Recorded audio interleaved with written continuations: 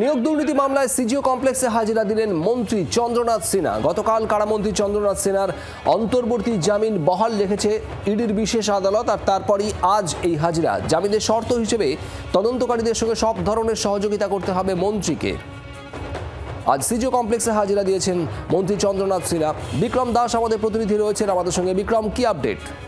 দেখো, গতকাল ইডি বিশেষ আদালতের রায়দানের পর আজকে চন্দ্রনাথ সিনহা তিনি সকাল 10:30টার সময় এসে পৌঁছান ইডি দপ্তরে। তারপর থেকে তাকে জিজ্ঞাসাবাদ করছেন এনফোর্সমেন্ট ডিরেক্টরেটের আধিকারিকরা নিয়োগ দুর্নীতি মামলায়। মূলত আমরা জানি যে গতকাল যখন চন্দ্রনাথ সিনহাকে হেফাজতে নেওয়ার জন্য আবেদনের ভিত্তিতে শুনানি হয়েছিল এবং তার রায়দান ছিল, সেক্ষেত্রে কিন্তু আদালতের তরফ থেকে স্পষ্ট করে বলা হয়েছিল যে চন্দ্রনাথ সিনহাকে এই মুহূর্তে হেফাজতে নিয়ে জিজ্ঞাসাবাদের প্রয়োজন নেই, কারণ তাৎপর্যপূর্ণভাবে আদালতের তরফ থেকে মন্তব্য করা হয় যে গত 2 বছর ধরে ইডির তরফ থেকে যে তদন্ত করা হয়েছে সেখানে কিন্তু কম অ্যাকশন নেওয়া হয়নি। এক্ষেত্রে দাঁড়িয়ে এখন কাস্টোডিয়াল ইন্টিগ্রেশনের প্রয়োজন নেই এবং চন্দ্রনাথ সিনহার যে জামিন তা অব্যাহত রাখা হয়।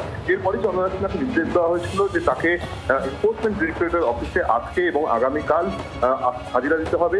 ইডি তাকে জিজ্ঞাসাবাদ করতে হবে, কিন্তু বিকেল 5টার মধ্যে এই জিজ্ঞাসাবাদ পর্ব শেষ করতে হবে।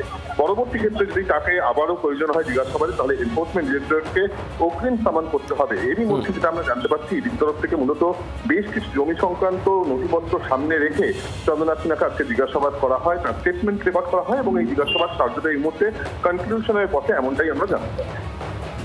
ধন্যবাদ বিক্রম।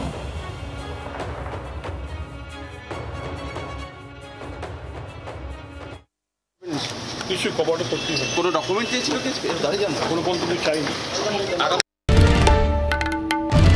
বাংলার আওয়াজ, বাঙালির আবেগ, জি 24 ঘন্টা।